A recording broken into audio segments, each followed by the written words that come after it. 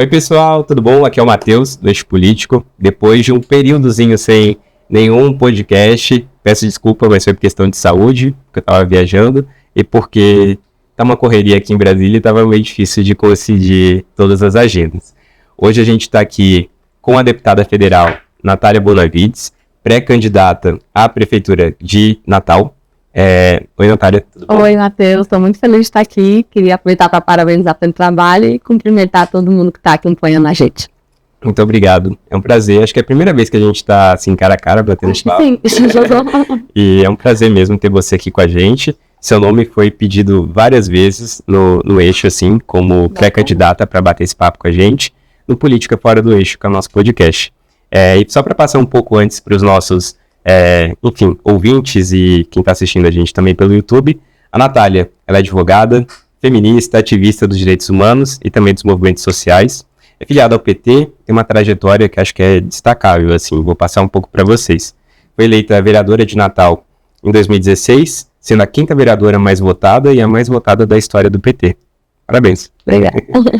Nas eleições de 2018, foi a 2ª mulher mais votada para o cargo de deputada federal e a única eleita do estado. Em 2022, foi a mais votada do Rio Grande do Norte, mais jovem e a única mulher eleita da bancada Potiguar. E de onde que veio esse Potiguar? Potiguar significa comedor de camarão. E é uma espécie que tem muito lá no nosso estado e essa palavra indígena ficou ligada aí à nossa origem. Mas quem nasce no Rio Grande do Norte pode ser chamado de Potiguar também? Pode ser chamado, exatamente, Potiguar é quem nasce no Rio Grande do Norte. Tem quem chama também de Papa Jerimum. Mas Potiguar é o mais conhecido. E o normal é Rio Grande. Oi? Rio Grande. Norte Rio Grande. Norte Rio Grande. Enfim, Natália, seja muito bem-vinda à Política Fora do Eixo. É um prazer ter você aqui. E antes da gente começar o nosso bate-papo e entrar um pouco mais a fundo, assim, queria saber de onde que veio essa trajetória, por que você quis entrar na política? Você olhou para aquilo e falou, caraca, eu quero... Surgiu assim e vou. Como é que foi? Matheus, essa é uma pergunta curiosa, porque às vezes quando a gente vê pessoas mais jovens assim, na política, muitas dessas pessoas tinham esse sonho, né? Ou já viveram, cresceram em ambientes políticos e não foi meu caso. Eu comecei a participar mais ativamente da política da minha cidade quando eu estava estudando na UFRN. Eu me formei em Direito na Universidade Federal do Rio Grande do Norte e lá tive uma vivência muito importante no movimento estudantil, né? Fui do Centro Acadêmico Mário Cavalcante, participei de projetos de extensão em educação popular em direitos humanos, que faziam parcerias, né? Faziam trabalhos em conjunto com movimentos sociais, com movimentos populares. E aí eu comecei a me aproximar, né, desses setores da sociedade que se organizam para também debater política, para intervir na política, e a partir daí fui me aproximando. E logo, um pouco depois que eu me formei, que foi em 2011, eu me filiei ao Partido dos Trabalhadores e quando eu me filiei eu não imaginava que ia ser candidata. Eu me filiei para construir aquele projeto, por ter visto que nos cantos da cidade onde eu andava, onde as pessoas estavam fazendo luta, onde as pessoas estavam lutando por seus direitos, eu sempre encontrava com pessoas filiadas ao PT e aí me interessei em me somar. Mas aí a vida nos traz tarefas, né, missões inesperadas e a partir do momento que eu estava dentro do partido, eu passei a debater com, né, os demais militantes, mas principalmente com as companheiras do partido, a importância da nossa intervenção na política, né? E essa questão da presença das mulheres foi algo que particularmente me mexeu comigo, né? Que mexeu comigo na época, porque até hoje a gente é muito subrepresentada. Não faz nem 100 anos que nós começamos a ter o direito reconhecido de forma indiscutível de votar. Então, quando nós vemos, por exemplo, o próprio espaço onde eu já atuo, né, o Congresso Nacional, nossa presença ainda é muito baixa e isso reflete, inclusive, no nosso dia a dia. Né? Então, mexida por todas essas questões e muito provocada por essas colegas, nós decidimos que em 2016 queríamos lançar uma candidatura que preferencialmente fosse de uma mulher, de uma jovem. E aí, por causa desse histórico que eu tinha de trabalho junto aos movimentos populares da cidade, né, de de atuação na advocacia em defesa dos direitos humanos, eu acabei sendo, digamos, foi isso. Aquilo, a contemplada.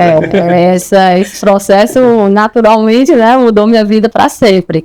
E foi a partir daí, né, foi uma provocação, um chamado e uma coragem também de se colocar nessa tarefa, né, colocar à disposição dessa trincheira, né, da trincheira institucional, né, do parlamento, enfim, da política eleitoral. E aqui estou.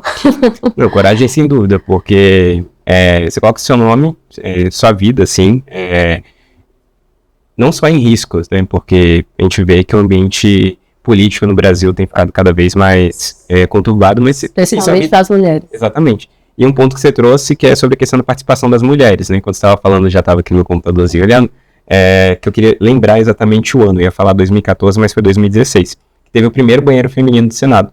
Então, assim, as mulheres já estavam no Senado já há algum tempo, mas a gente não está nem falando de 10 anos, né? A gente está falando de 8 anos atrás. Pois é, Matheus, eu sempre comento, porque me chamam muito para debater esse tema, eu sempre comento como as marcas da origem do parlamento, né, do judiciário, enfim, a gente sente até hoje. Quando foi, né, no Brasil o surgimento desses espaços, era proibido o nosso acesso, né, como participantes. Só quem podia ser candidato sequer era tentar, né, nem que era só quem chegava, era só quem tinha o direito de tentar, eram homens brancos proprietários de terra. Então, o surgimento desses espaços institucionais, ele foi excluindo a maioria absoluta da população. E aí, quando a gente vê hoje, por exemplo, parlamentos que não tem banheiro feminino, que não tem espaço de amamentação, o estranhamento que existe com o nosso rosto, com a nossa presença, o nosso perfil. Quantas vezes eu fui, mesmo usando o meu broche de identificação, quantas vezes eu fui barrada de entrar em algum auditório, em algum plenário, porque... Sim, e eu acho que se perguntar para toda mulher jovem, especialmente com as colegas negras que atuam no Congresso Nacional, todas vão ter passado por isso. É como se a gente não tivesse cara de deputada, como se a gente não tivesse cara daquela maioria que ocupa esses espaços. Então, realmente, isso que eu estava falando, né, dando o exemplo do banheiro, isso está em cada detalhe, né, em como as sessões entram na madrugada e se pergunta às mulheres mães, quem está com seu filho, quem está com sua filha agora, e nunca passa pela cabeça das pessoas perguntar quem está cuidando dos filhos, das filhas dos parlamentares homens que estão ali, né, então é algo que atravessa muito a nossa trajetória, né, de quem é mulher e está nesse espaço. Sem dúvida. Você já antecipou a próxima pergunta, que nem eu falei.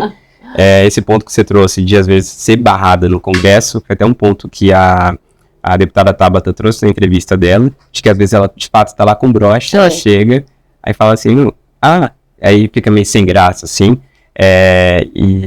Mas, além desse, você já teve já passou por algum desafio por ser deputada federal jovem? Acho que não falo só no parlamento, mas... fora, você já vivenciou algum? Sem dúvidas, e eu até, se você me permitir ampliar, né, a pergunta, porque eu também fui vereadora por 2 anos, e na verdade, no momento que eu fui eleita, Matheus, você sabe que o Google tem aquelas sugestões de pesquisa, né, quando uma pesquisa é feita muito frequentemente, o Google passa a sugerir, você digita meu nome, e aí ele já diz o que está sendo mais buscado. E assim que eu fui eleita vereadora, em 2016, as buscas mais frequentes eram Natália Bonavides, filha de... e Natália Bonavides, idade. Eram as pessoas perguntando, essa menina é filha de quem? Para qual cidade ter conseguido se eleger? Né? Tamanha é o estranhamento, né, de como alguém jovem que não vem de uma família política tradicional, como o mais recorrente que a gente vê, né, da juventude na política no Brasil, até hoje ainda é a presença de quem nasceu naquele ambiente, né, quem é filho de algum político. É mais fácil se manter. Exatamente. Já é às vezes criado, né, como vai ser, enfim. E esse desafio perpassa o nosso dia a dia. Eu te darei um exemplo sobre a minha primeira, minha segunda campanha eleitoral. Foram campanhas em que havia uma subestimação absoluta, né, da possibilidade dessas minhas candidaturas chegarem à vitória. Então, talvez, né, eu vi que você entrevistou a deputada Tabata, talvez ela conte isso da primeira eleição dela também, não sei, mas as pessoas veem o nosso perfil e acham que não é uma candidatura para valer. Acham que a gente não está ali para disputa de verdade, ou acham que está tentando se projetar agora para quem sabe na próxima. Então essas minhas primeiras vitórias eleitorais, elas foram sempre tidas como surpreendentes, como um fenômeno, né? Como se não tivesse por ali trabalho muito consistente, concreto e de anos, né? De coletivos todos que estavam envolvidos. Então, essa subestimação, ela acontece muito, né? E, sem dúvidas, que um desafio que eu acho que todas as parlamentares passam hoje são desafios que qualquer mulher trabalhadora passa na sociedade, na verdade, né? No seu dia a dia, de ter a sua voz valorizada, né? De ter as colocações que você traz levadas com a mesma seriedade que a de um parlamentar, de um político. Então, muitas vezes a gente tem que ter um desempenho muito superior ao desempenho que homens, para ter a mesma projeção, precisam, né? Para não falar das outras questões da vida das mulheres. Isso é só no parlamento, né? Não, é isso, por isso que eu disse assim, isso é na vida de todas as mulheres trabalhadoras e da classe trabalhadora, e uma série de outras coisas, porque a mulher ainda é muito objetificada na nossa sociedade, né? Por isso que se tem tanto feminicídio, né, de matar uma mulher por ser mulher, é por isso que muitos desses feminicídios são cometidos por homens que tratavam aquela mulher como uma propriedade. De que você pode ter propriedade? De coisas, né? E aí, nessa objetificação, a gente passa por esse desafio de, antes do mérito que a gente está falando de ser levado a sério, são várias as avaliações, né? Como é que está vestida, a roupa que ela está usando, denota o quê? Qual é o peso que ela está, enfim. É realmente um mundo de coisas que é muito diferente do que a experiência de um homem na política e que faz a gente gastar energia com muito mais coisas e a gente ser exigida de uma forma muito diferente, e principalmente, eu acho que isso é o fator mais relevante que a gente tem que pautar para poder combater vítimas de violência política de gênero de forma muito mais contundente. As mulheres têm uma certa dificuldade, você trouxe, de chegar na política, justamente porque às vezes não acreditam, não confiam nas candidaturas. Não financiam.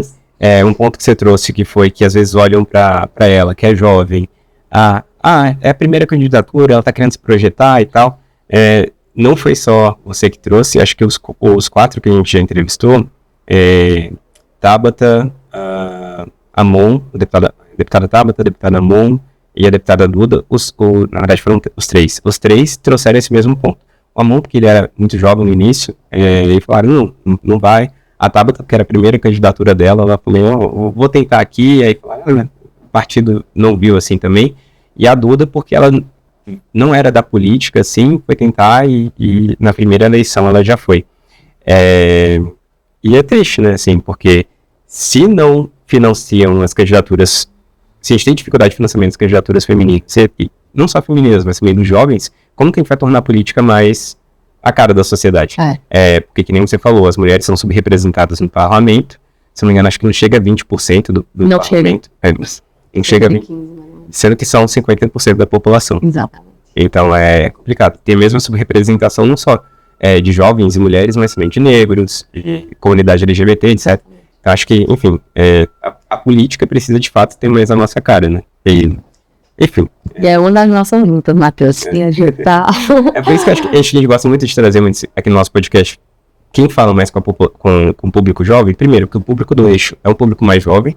E eu acho que dialoga mais, sabe? Porque a política sempre fala, vocês são o futuro. Tá, mas assim, a gente é o presente, né? A gente já tá no... Jovem sente fome, jovem tem que aprender a ler. Exatamente. E aí, cara, daqui a uns 10, 20 anos, são essas pessoas que vão estar sendo os cabeças brancas, assim. Então, por isso que a gente gosta muito de trazer pessoas com perfil que nem você. E eu queria fazer um registro em particular, que além de ser muito, muito bacana mesmo essa iniciativa de entrevistar as pré-candidaturas jovens, o próprio nome Fora do Eixo, né, significa que você está buscando para além dessas lideranças que estão aparecendo em São Paulo, no Rio de Janeiro, ali, no Sudeste, porque nós que somos parlamentares nordestinos ainda temos essa barreira a mais para quebrar, né, muitas vezes, de ter o debate do país, muitas vezes, centrado no Sudeste, e de muitas vezes tem invisibilizado, né, pautas da atuação. Então, mulher jovem nordestina,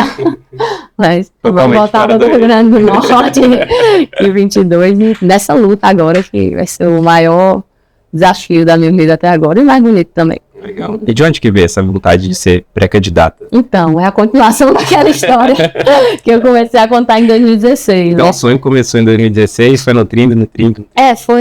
Foi muito assim, em diálogo com, né, todas as comunidades, os grupos, os movimentos que foram construindo essa candidatura. Em 2018, a gente fez um debate sobre a possibilidade da minha contribuição ser maior na Câmara Federal do que na Câmara dos Vereadores ou na Assembleia Legislativa, né? Então, a gente acabou decidindo por lançar a minha candidatura a deputada federal. Eu fui a segunda mais votada do estado, a mais votada de Natal, já nessa primeira candidatura a deputada federal. E na minha reeleição, antes dela, né, em 2020, estava esse debate, né, se eu ia ser candidata a prefeita. Naquele momento teve havia um grande pleito para que eu fosse, né, por parte não só do partido, mas de setores da sociedade. O presidente Lula começou, mas tu lembra, né, Matheus, inclusive foi no momento aqui do surgimento do eixo. A gente estava vivendo um momento complicadíssimo no Brasil, né? Era a pandemia, era Bolsonaro conduzindo o país, simplesmente o governo federal não fazendo nada do que precisava ser feito para salvar a vida das pessoas, para garantir que as pessoas não morressem.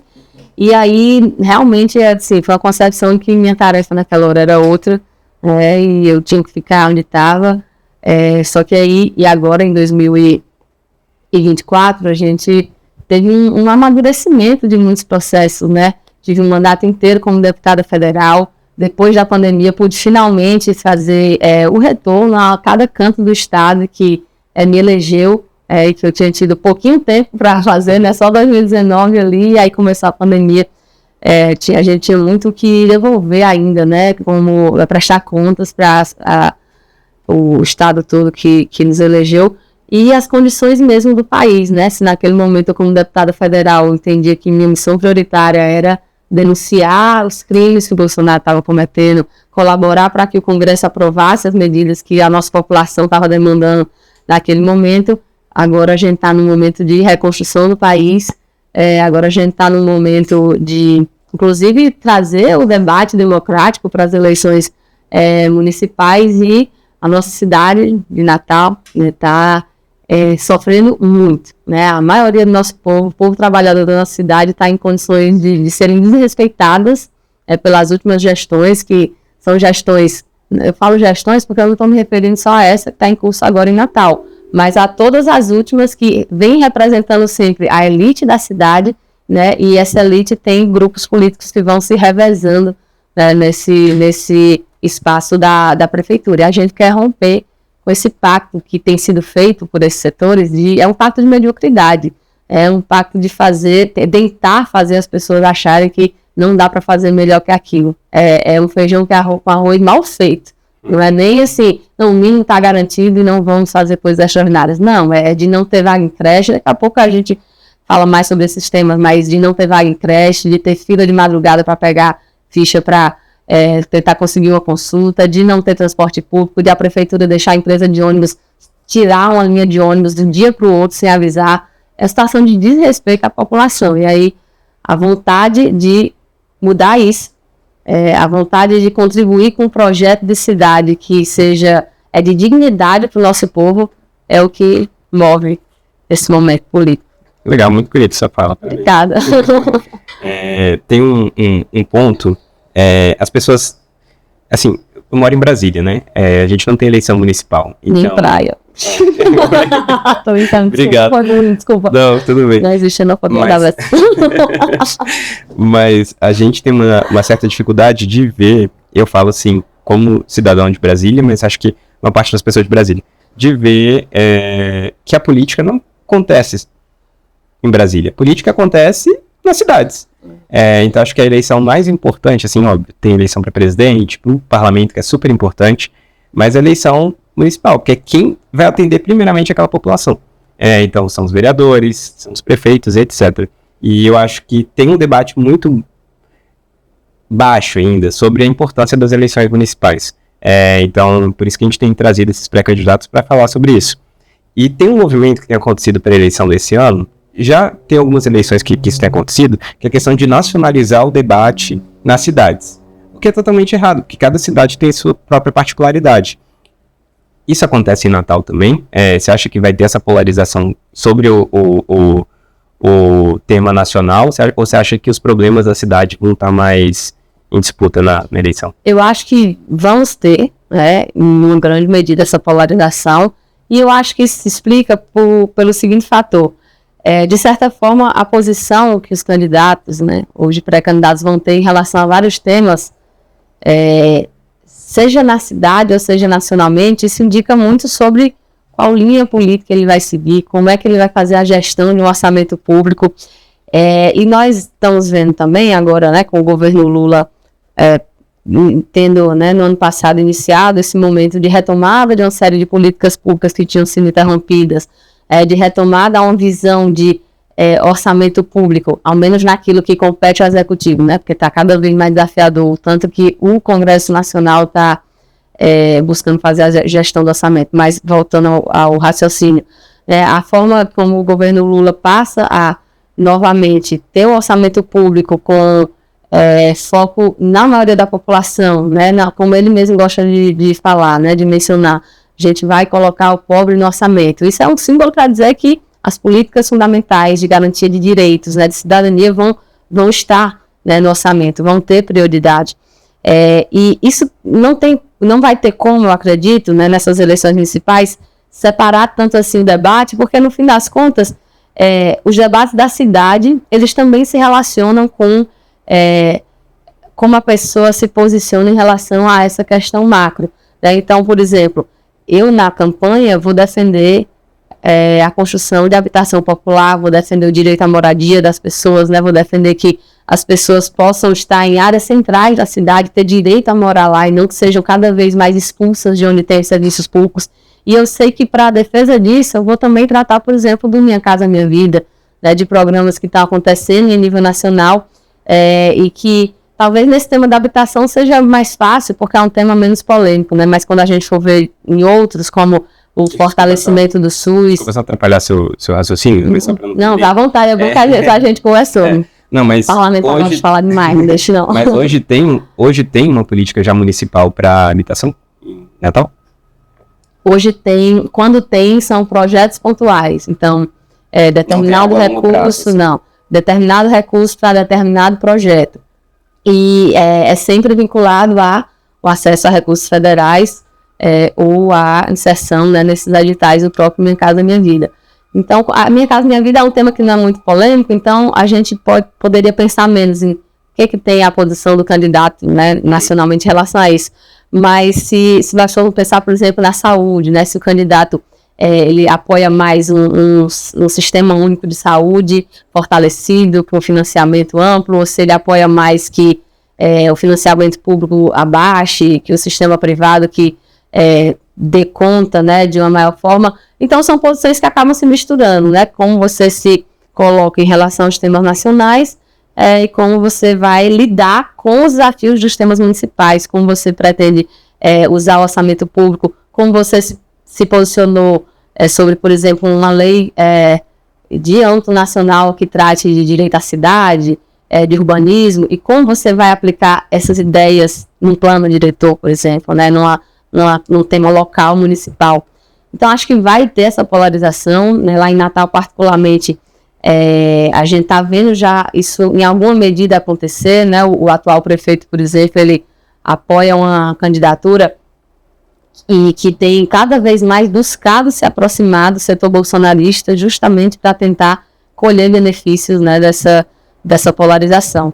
E aí o que nos leva a também fatores preocupantes para a campanha, né, porque a gente sabe como o bolsonarismo atua em eleições, né, qual tipo de crimes eles cometeram, tanto em 2018 para tentar se eleger, e eu falo isso inclusive porque fui da CPMI das fake news e o Congresso, como em 22, que aí a lista de crimes é muito grande, não vou tomar o tempo inteiro aqui do programa trazendo, né? Mas o uso da PRF para influenciar o resultado no Nordeste, o uso do orçamento público como nunca tinha sido feito num período eleitoral, né? A aprovação de medidas que tinham prazo para acabar, né, no fim do ano, como o valor do auxílio emergencial, e não era previsto para depois, só para ter esse tipo de impacto, e infelizmente, a polarização e a inspiração nessas ideias nacionalizadas não são só para coisas boas, como eu vou fazer com o mercado da minha vida, é inspirado no mercado da minha vida, mas em coisas ruins também. Então, a gente tem expectativa que esse ambiente de violência política, que foi muito presente em 22, infelizmente, em alguma medida, deve se reproduzir no âmbito local, e eu digo isso porque todo dia sou vítima de violência política e já vejo isso aumentar pelo fato de eu ser pré-candidata. Deputada, saiu uma pesquisa no final do mês passado, sobre a questão, você trouxe bem por cima, mas a gente não entrou nesse ponto ainda, sobre a questão do transporte público. Você falou que o transporte público que precisa melhorar, etc., em Natal, e essa pesquisa, que é do Instituto Exatos, que foi para o jornal Agora Rio Grande do Norte, mostrou que 60% dos entrevistados estão insatisfeitos com o transporte público na cidade. Transporte público é uma pauta da sua campanha? Acho que, assim, passa por todas as campanhas, óbvio que são temas, mas quais seriam as mudanças que você faria para o... O transporte é pauta prioritária na nossa campanha. Inclusive, Matheus, eu venho, né, do movimento estudantil e né, da militância junto à juventude, que sempre teve o tema do transporte, né, o tema das vias de ônibus, do valor das tarifas como pauta. E quando fui vereadora, fui da Comissão de Transporte da Câmara, hoje sou da Comissão de Desenvolvimento Urbano da outra Câmara, né, uma de vereadores, agora a de deputado. E eu acho que Natal, eu modo de falar, Natal é a única capital que não tem uma licitação de transporte público concluída. Não existe contrato hoje para concessão de transporte público em Natal. É um sistema que viverá informalidade. As últimas gestões da prefeitura têm se submetido não em termos de contra a vontade, mas submetido voluntariamente a permitir que o setor privado seja o responsável por todas as decisões tomadas sobre quem vai ter direito a ter acesso a que lugar da cidade. Então, a gente teve uma retirada enorme de linhas na pandemia. Eu até entrei com ação judicial sobre isso, consegui várias liminares, nunca foram cumpridas para o retorno dessas linhas. O DNA de advogada popular. A gente sempre tem uma atuação junto do... É verdade, é uma característica do nosso mandato, essa atuação com o sistema de justiça. Na época de Bolsonaro, a gente fez muita denúncia, né, e, enfim, eu tenho algumas ações em outros temas também, mas essa do transporte... nem com a ação judicial a gente conseguiu fazer com que as empresas de transporte público da cidade, né, o Seturne, como se chama lá, que é o sindicato patronal das empresas de ônibus, que cumprisse uma determinação. Então, hoje a população de Natal vive desassistida em termos de transporte. E transporte, a gente tem que lembrar, não é o direito ao transporte somente. É um direito que entrou na Constituição, não estava na Constituinte, mas a luta popular conseguiu conquistar que fosse inserido nos direitos sociais, mas não é direito a passear de ônibus, não é isso. É porque com o transporte você acessa serviços públicos, você acessa a educação, você vai trabalhar, você vive a cidade, você tem o direito de viver a cidade. Então o transporte público de Natal é tão disfuncional, Matheus, que eu fui numa reunião com artesãs, um grupo de mulheres da economia solidária. Elas tinham sido convidadas para participar de uma feira bem grande de artesanato, que tem lá todo ano, a Feira Internacional de Artesanato, a FIART, e elas não foram, porque não tinha transporte para ir, e se elas fossem pagar Uber ou táxi para chegar e voltar todo dia nessa feira, sequer valia a pena, mesmo se elas vendessem tudo que tinham, né, na barraquinha.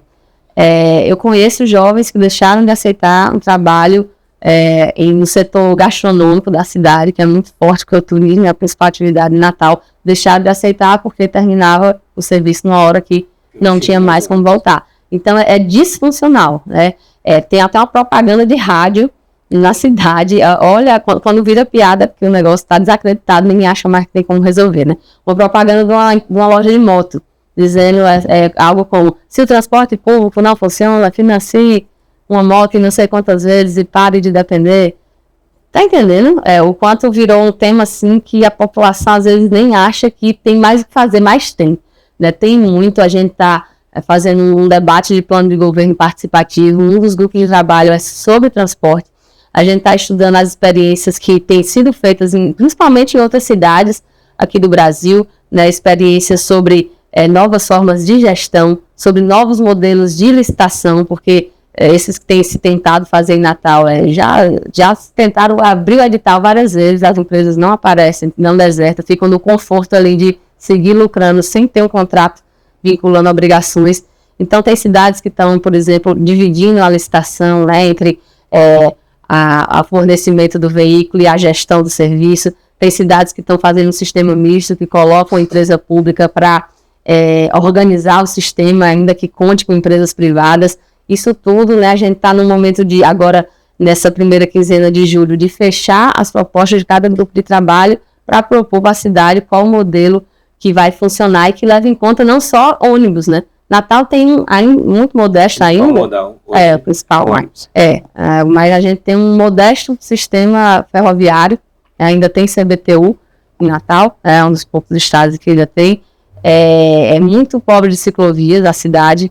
Não existe integração entre as linhas de ônibus hoje e as estações ferroviárias. Então tem muito que fazer lá, e para começar era só assim, a prefeitura se responsabilizar pelo que é sua obrigação, de começar a gerir o sistema, mesmo se for conceder, mas tem que ter uma autoridade sobre o sistema, porque se não tem, está optando por entregar os direitos fundamentais das pessoas para o setor que tem seu interesse, como é natural no sistema capitalista, de lucrar. Só que as pessoas têm outros interesses e a prefeitura tem que garantir, não? Exatamente. E além do transporte, você falou transporte, acesso ao final de direitos, quais são os seus principais temas assim, que você vai levar para a sua campanha? Matheus, a gente está fazendo assim, a Natal hoje e a Natal se colocar nos tempos que estão acontecendo no mundo, né? Porque a nossa cidade tem ficado estagnada, tem tido desaceleração do PIB, tem tido, por vários anos, Natal terminou mais desigual do que começou o ano, mesmo quando no Brasil o movimento tinha sido contrário. Então, tem uma primeira e mais urgente coisa a ser feita, que é o dever de casa dos direitos básicos. Eu falei agora há pouco que mais para frente ia explicar alguns dos temas, né? A gente já falou agora sobre transporte, mas, por exemplo, em Natal tem 10 obras de creche paradas, desde dos 2 últimos prefeitos, e não tem vaga suficiente para quem quer acessar a creche. E aí sabe o que é feito? Sorteio. Uma criança vai ter o direito à educação infantil se ela tiver sorte. Aquela família, aquela mãe principalmente, né, porque a gente sabe que é nas mulheres que recai mais essa tarefa de cuidado, a mulher vai poder trabalhar fora de casa, lembrando, porque o cuidado com a criança é um trabalho também, mas a mulher vai... Exatamente, a mulher vai poder trabalhar fora de casa e aumentar a renda da casa se tiver sorte. É inadmissível, assim, esse tipo de coisa que quando eu estava falando da motivação para ser candidata, são coisas que são muito absurdas e representam uma barbárie e que, às vezes, o poder público, quem está gerindo hoje, né, tenta naturalizar, como se faz parte, não tem vaga suficiente, o que é o justo é sortear. Pelo amor de Deus. O justo é dar um jeito para aquilo que é a coisa principal, que até a Constituição Federal manda. A criança é a prioridade absoluta da sociedade, da família, do Estado e do orçamento, inclusive. Né?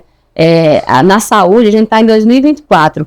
O celular, o IBGE considera um bem universalizado, né? Que é quando uma parte, não é todo mundo que tem, mas uma parte enorme da população tem.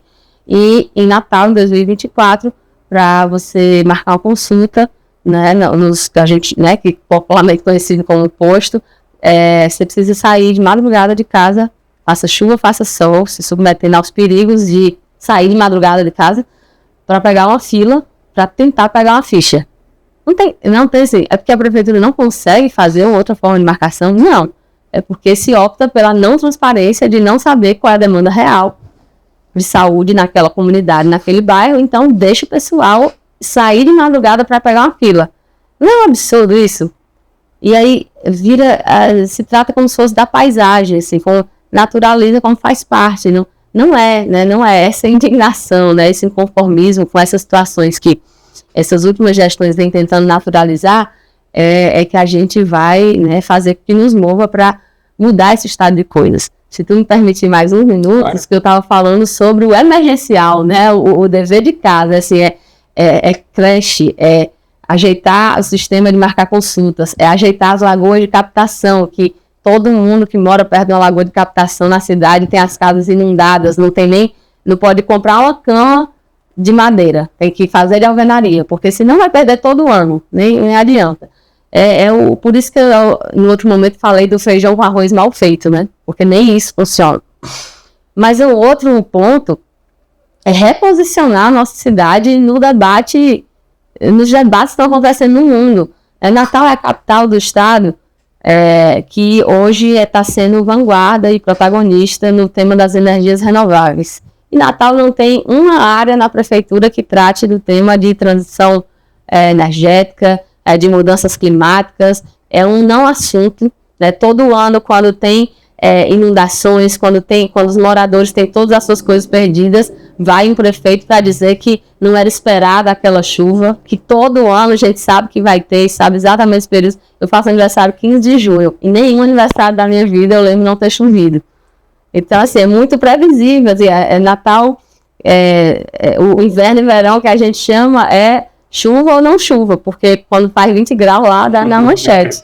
E é muito frio, inclusive, 20 graus para mim. Então, um reposicionamento, inclusive, nos temas que estão acontecendo no Brasil e no mundo. Hoje existe financiamento, a gente viu há alguns meses o ministro Haddad e a ministra Marina obterem recursos, né?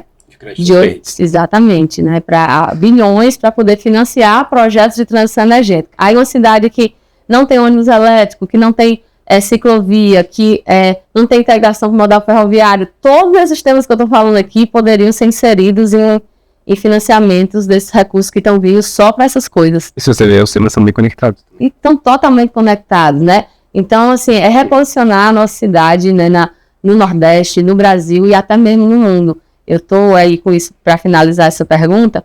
Eu tenho apoiado a Universidade Federal do Rio Grande do Norte num projeto que eles estão criando, chamado IA 360, né, Inteligência Artificial 360, que é para fazer um programa de formação em inteligência artificial. Mas não é só doutorado, mestrado, não. É de ter desde curso técnico, desde o letramento. Porque a gente está cansado de ver os novos setores da economia, as novas oportunidades de trabalho surgindo, virando um fato, uma realidade no mundo, e esses empregos de maior valor só irem sempre por dentro do eixo, né? Para o Sudeste, né? Para São Paulo, para o Rio de Janeiro. A nossa universidade, ela tem, por exemplo, o Instituto Metrópole Digital, que está mais do que capacitado para que a gente faça, junto à nossa população, a qualificação para poder aproveitar as oportunidades que estão chegando, que vão chegar. São áreas em que sobram empregos. Enquanto existe desemprego, tem algumas áreas que sobram empregos. Então, realmente, Matheus, reposicionar a cidade. Hoje, se só vê o prefeito falar do mercado imobiliário, como se fosse a única atividade econômica junto do turismo na cidade. E não é. Lá tem uma economia que pode ser muito mais diversificada e tem outros temas como exportação de peixe, economia solidária em costura, a possibilidade de ter a produção de alimentos beneficiados, que já acontecem hoje, mas que tem uma invisibilidade total das últimas gestões. Então, é o básico, urgente, mas também o reposicionamento da nossa cidade no debate econômico, né, social, político que é feito hoje no Brasil. Você está bem empolgado. Vai dar certo. Bem, a gente está gravando esse podcast numa quinta-feira, né, Natália? Quinta-feira. Quem está acompanhando isso vai escutar só daqui a alguns dias, mas hoje a gente viu desenrolar um pouco da questão da BIM paralela, tanto é que 2 horas antes do início da nossa gravação, o ministro Alexandre de Moraes quebrou o sigilo, então a gente ainda está acompanhando o que está acontecendo, mas em 2021 você denunciou esse uso da BIM como uma espécie de auxílio, né, para os parlamentares bolsonaristas na CPI, no que eles falavam, no que eles denunciavam e etc. Queria saber seu posicionamento. Você entrou com essa representação na PGR naquela época, que foi arquivada pelo então procurador Augusto Aras. Como que você acompanhou esse desenrolado que aconteceu hoje? Você já esperava isso? Acho que confirmou que você já tinha denunciado naquela época. E qual é o seu posicionamento? Acho que é interessante para o esse nosso bate-papo. Pois é, Matheus, muitas das coisas que a gente está vendo acontecer agora, né, de ter investigação agora, né, de denúncias que foram feitas há alguns anos só terem respostas agora, quando eu era parlamentar de oposição ao governo Bolsonaro, era uma das minhas prerrogativas e tarefas, né, diante de um governo que cometia tantos crimes, diante de um governo que instrumentalizava tanto o poder público, o orçamento público para obter vantagens pessoais, para não só pessoalmente para o presidente, mas para sua família, seus amigos, né? A gente tinha essa atuação de, ao detectar essas ilegalidades, buscar denunciar. Eu sou autora, por exemplo, de uma ação que está no STF hoje para proibir o Estado brasileiro de comemorar o golpe militar. É bizarro, né, ter que existir uma ação sobre isso, mas foi uma das coisas que a gente fez. E nesse tema, né, da ABIN paralela, eu fui da CPMI das fake news, né, e a gente começou a ver, já desde lá, esses indícios de que estava havendo a instrumentalização da ABIN para, de alguma forma, obter informações sobre adversários políticos, mas também para obter benefícios. Então, nós fizemos denúncias sobre isso, né, representação sobre isso ao Ministério Público Federal, inclusive especificamente sobre o fato de que a ABIN ajudou a defesa jurídica de Flávio Bolsonaro na investigação das rachadias. Imagina a ABIN, uma agência de investigação de um Estado nacional, ajudar o filho do presidente a se defender, recebeu a advogada dele. E isso saiu hoje na investigação da PF. Exatamente, foi confirmado. E parece que tem um áudio que ainda não saiu, mas do então presidente Jair Bolsonaro falando exatamente sobre esse uso da BIM, específico sobre a questão da rachadinha. Que encontraram no computador do deputado Ramagem, que era presidente da BIM. Que nem eles, que nem Bolsonaro disse naquela reunião, né, que foi gravada, que denunciou que não ia deixar... que não ia deixar lascar os amigos aquela dele. Famosa, né? Então, assim, isso a gente já sabia, já denunciava na época, inclusive formalmente, a Iaras, né, que era um grande aliado de Bolsonaro, que era o Procurador-Geral da República, ia arquivando, né, essas denúncias ou se posicionando pelo não segmento. Mas é gravíssimo, né? O que a gente já tinha dimensão de como era criminoso, mas agora que a gente tem acesso aos detalhes, né, que foi vender joia e mandou as joias para um avião das forças da Força Aérea, era um negócio assim de... Surreal. Surreal. Que livramento. 22 foi. Obrigado ao povo brasileiro que interrompeu. Eu acho que a gente fugiu um pouco do tema municipal, mas assim, não tem como falar da Natália sem falar da Natália deputada, né? Eu vi que você tem alguns projetos que viraram leis, e para mim, um que foi bem simbólico, porque eu passei a acompanhar mais o parlamento durante a pandemia, que foi a questão da inclusão das mulheres monoparentais como beneficiárias na época, auxílio emergencial, mas poderem receber o auxílio em dobro, né? São mulheres, que nem a gente já falou, que trabalham e tem um outro trabalho que não é remunerado, que é o trabalho de casa. E elas tiveram que ficar em casa sem poder trabalhar. E assim, você e outras deputadas da bancada feminina, que foi um tema levantado pela bancada feminina, transformaram isso em lei. E acho que para mim foi bem simbólico, assim. E para você, qual foi uma lei sua, assim, que você fala, cara, acho que isso é interessante, assim, sabe, valeu a pena ter virado parlamentar? Teve muitas leis como essa, né, que a gente fez em conjunto com a bancada feminina, com a bancada do PT, na época, a bancada da oposição, né, principalmente os temas da pandemia, né, a gente fazia muito trabalho coletivo de todo mundo junto propor uma lei, todo mundo junto defender uma lei, e teve uma dessas, Matheus, que eu fiquei muito mexida, assim, porque foi uma das em que eu mais atuei, e porque eu tinha muita vinculação, assim, com as pessoas atingidas. Lembro que na pandemia teve muita situação de despejo, né? Tanto despejo de gente que não estava conseguindo pagar aluguel, quanto despejo de ocupações, né? De gente que sem ter onde morar, se junta em barracos e ocupa algum terreno, e despejo dessas pessoas. Em Natal, a gente chegou a vivenciar pessoas que viviam, não tem como dizer nem morar, né? Porque não é moradia, é a rua. Pessoas que viviam embaixo do viaduto e a prefeitura de Natal removeu de lá. E colocou uns tapumes, né, para impedir o acesso, como se as pessoas fossem deixar de existir, porque tem um processo contra elas, né? Elas ocupam um espaço físico, independente da vontade. Tem uma expressão que chama as pessoas em situação de rua de invisíveis. Exatamente, né? Então, o projeto que suspendeu os despejos, né, nas ocupações, e que teve até uma articulação, né, para uma ação do STF, na época que o pessoal entrou para ampliar o escopo, enfim, foi um projeto que eu atuei muito, né?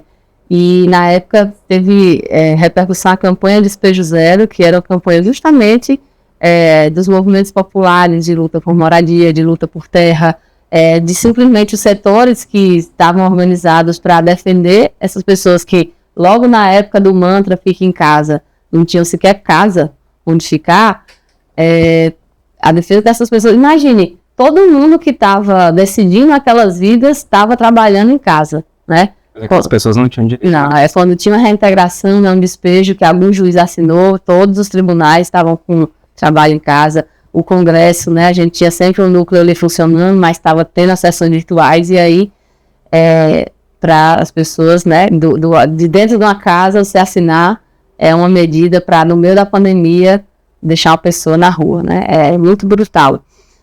E esse projeto da suspensão foi um que mexeu particularmente comigo, né? Porque eu sempre fui advogada dos movimentos sem teto da cidade, do movimento sem terra, do movimento da população em situação de rua.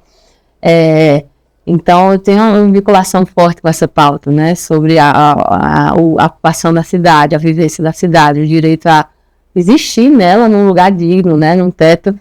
E eu participei muito dessa campanha Despejo Zero. A gente conseguiu a carta de apoio da Comissão de Justiça e Paz, da Confederação Nacional de Bispos do Brasil, do Ministério Público Federal, através da área que tratava de direitos humanos, de várias entidades nacionais, né, do setor da ONU, que cuida do direito à moradia também, que já teve representação aqui, a relatoria.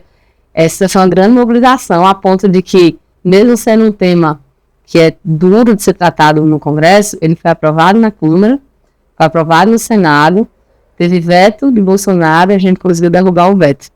Foi um dos momentos mais emocionantes, assim, né? Os partidos foram começando a liberar a orientação, né? Para quem está nos assistindo e não sabe, todo partido, quando abre uma votação no Congresso, cada partido diz como é que os seus deputados devem votar, né? A orientação. E o normal é sempre ter uma orientação, ou sim ou não. Só que esse era um tema tão, né? Às vezes tinha um partido de direita, mas que tinha muita gente, por exemplo, que é ligada a alguma igreja que estava tendo um trabalho social, vendo essas pessoas em situação de sofrimento. E aí os partidos foram começando a tirar a orientação. Libera. Então, a gente não sabia qual ia ser o placar. Quando abriu, foi tipo final da Copa. Assim, não foi o 7-1. Não. Foi um... Acho um dos momentos que eu mais me emocionei. Foram tempos horríveis, né? Aqueles da pandemia, o governo Bolsonaro, acompanhar essas pautas, assim, ainda com muito privilégio, né? De estar tendo que comer, onde morar e trabalhando. E daí, o mínimo que a gente podia fazer era tudo que tivesse no nosso alcance. Parabéns, foi muito bonito essa relação. Obrigada. Vamos para uma última pergunta, antes de entrar, de fato, nas nossas perguntas finais, que na semana passada você foi indicada pelo presidente Lula para compor a Comissão de Mortos e Desaparecidos, que foi recentemente criada. Como que você recebeu esse convite? Ele chegou a te convidar antes ou você só viu o seu nome no Diário Oficial? Pronto. Não, na verdade, é uma comissão que foi criada por lei, né? Foi criada nos anos 90, na época era o governo de Fernando Henrique Cardoso. E a composição dela, ela está posta na própria lei. E aí, nessa lei, diz que a Câmara dos Deputados tem uma representação. E a gente buscou articular essa indicação pela mesa diretora da Câmara no começo do ano passado, no primeiro semestre do ano passado, porque se tinha a expectativa de que essa comissão fosse reinstalada bem antes, né, há mais tempo.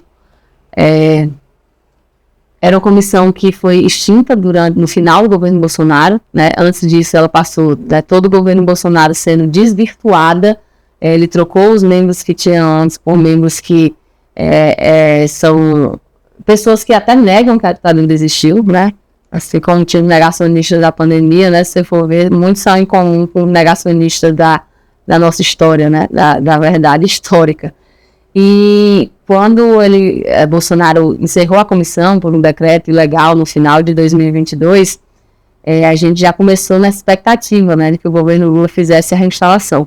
Eu queria aqui, rapidamente, fazer um registro, um reconhecimento, um agradecimento, inclusive, ao movimento dos familiares de mortos e desaparecidos políticos, porque eles têm uma vida de dedicação à pauta democrática. É uma pauta que importa não só a eles, que tiveram algum ente querido que foi vítima, mas a toda a sociedade.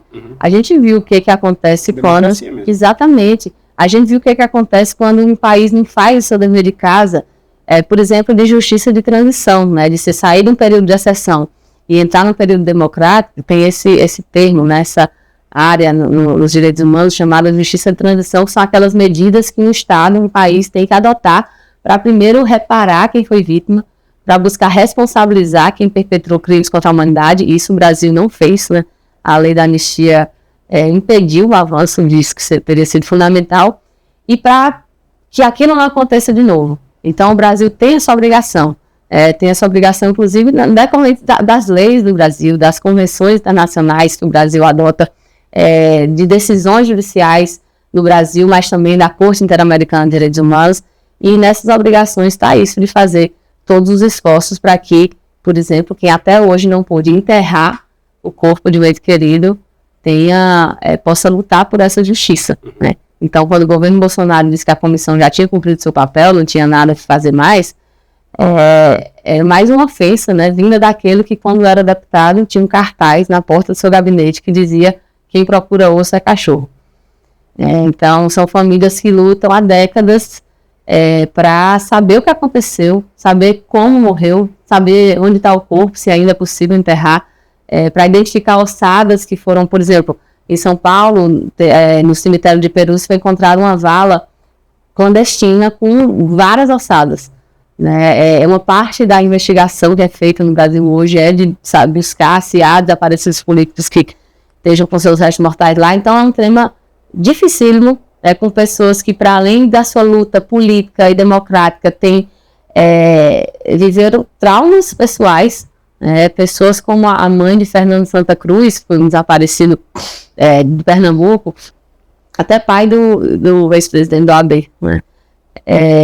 Ela morreu idosa sem ter sabido o que aconteceu, né? No Rio Grande do Norte temos vários nomes, né, de pessoas que eram para terem sido aclamadas heróis, heroínas, né, do povo brasileiro, que não tem nem um túmulo assim, onde a gente deixar uma flor. Você não sabe também qual foi o desfecho, né, da pessoa, assim. Você sabe qual foi o desfecho, mas você não sabe como.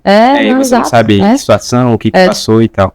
Então, vai ser uma missão, assim, estou muito honrada, né, honrada com o apoio do movimento dos familiares que deram esse apoio também, esse suporte, né, para que eu fosse a indicada da Câmara, e agora trabalhar para estar à altura, né, dessa tarefa histórica. A indicação. Né?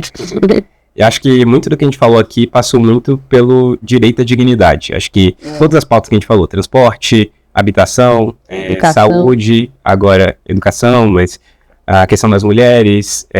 memória e verdade. Exatamente. Acho que muito da sua história e do que você trouxe hoje foi muito sobre isso. Adorei a nossa entrevista, mas antes vamos para as últimas perguntas já. E acho que a maior entrevista do Eixo até agora. Desculpa, mas acho que foi uma conversa aqui, a gente vai conversando, depois conhecendo. Para mim foi realmente um prazer ter você aqui hoje, Natália. E por último, eu queria saber quais são seus principais hobbies. Acho que é uma coisa que a gente sempre pergunta. O que você gosta de fazer, além de ser deputado, advogado?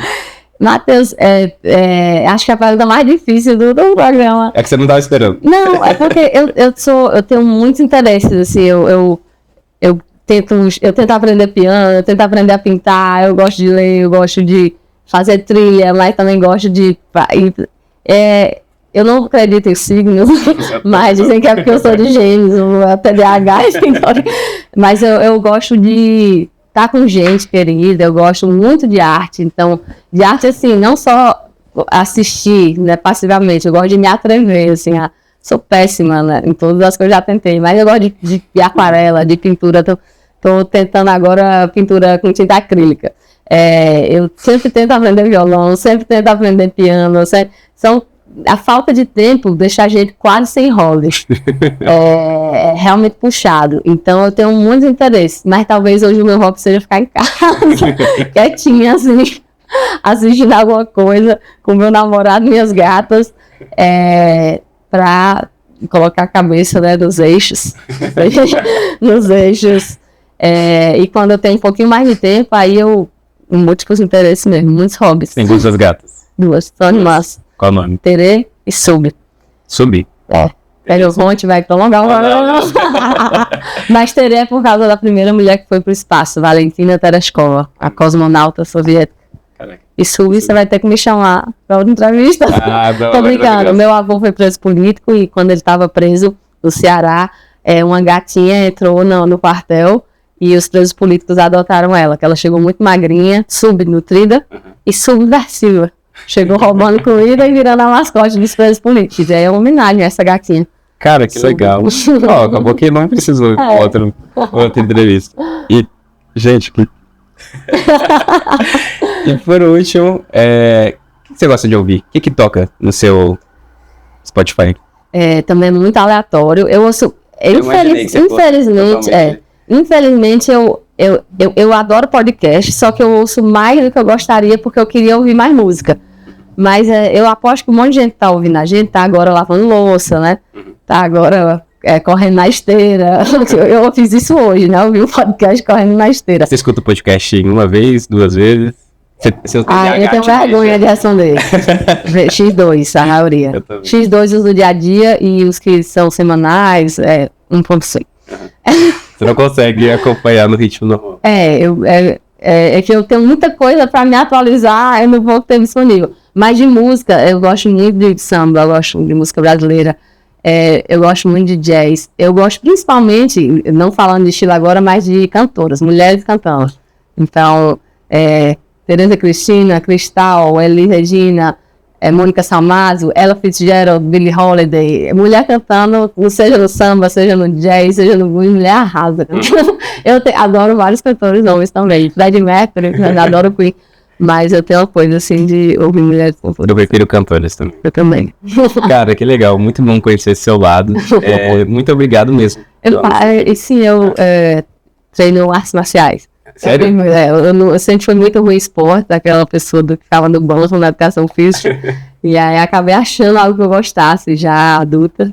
E eu faço boxe chinês. Tô quase sem conseguir fazer. Eu tô conhecendo muito. E tô tentando conversar de jiu-jitsu. É isso. Então, sou um pouco aleatório. Não, você acha um tempo além do trabalho. Às vezes é dormindo menos. Tá errado, eu sei, mas vai melhorar. O Brasil tá melhorando, a gente vai... Natália, muito obrigado pela conversa. Foi ótimo. Foi mesmo. Eu tô super feliz de ter vindo. Feliz de a gente ter conseguido esse horário, né? Que os dois estão no mesmo canto, no mesmo dia. E te parabenizar, queria te parabenizar pelo trabalho. A gente ainda vive num país em que a comunicação é muito oligopolizada, né? É muito vinculada aos mesmos grandes poderes econômicos, e é sempre muito massa ver alguém, principalmente alguém jovem, alguém que começou a se interessar genuinamente por um tema e que se aquilo se multiplicasse, ver um projeto assim dando certo e multiplicando informação, democratizando informação. Parabéns. Muito obrigado.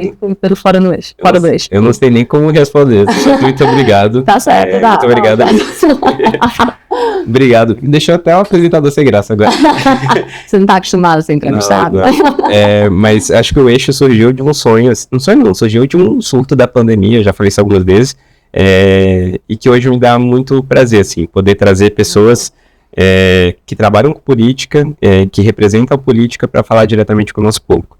Então hoje foi realmente um prazer ter você aqui. Seja muito bem-vinda e nosso espaço está sempre aberto. Até a próxima. Eu espero ver de novo daqui a meses como prefeito eleito de Natal, mas vamos acompanhando. E sucesso, viu, nessa campanha. Obrigada mesmo. Nessa caminhada que vai ser dura, mas espero que já valeu a pena.